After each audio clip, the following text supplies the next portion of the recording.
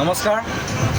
আমি জুবিন দাক যোৰহাটলৈ নিব বুলি বহুত আশাত আছিলোঁ, কিন্তু বিশেষ পৰিস্থিতি সাপেক্ষে তেওঁ তাত নিবলৈ তাৰমানে বহুত অসুবিধা হ'ব। যিহেতু গুৱাহাটীতে সমুদ্ৰত পৰিণত হৈছে, যোৰহাটত নিবলৈ জেগা নহ'বৰ কাৰণে আমি তেওঁ বন্ধু অনুৰাগী হিচাপে ট্ৰেইনতে বহুত আহিছোঁ। আমি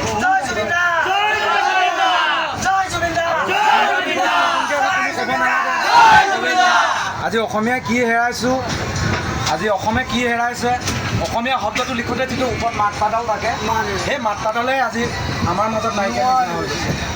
উকা উকা লাগিছে। অসমী বা অসম আমি লিখিম হয়, কিন্তু ওপৰত যদি মাতপাতালে নাথাকে আমি বহুত উকা উকা লাগিছে। আৰু আমি এতিয়া সকলোৱে মিলি তেওঁ আমাক কৈ যোৱা এটি গীত, তেওঁৰ কাৰণে আমি অকণমান গাবৰ কাৰণে চেষ্টা কৰিছোঁ। মায়াবিনী ৰাতিৰ বুকুত দেখা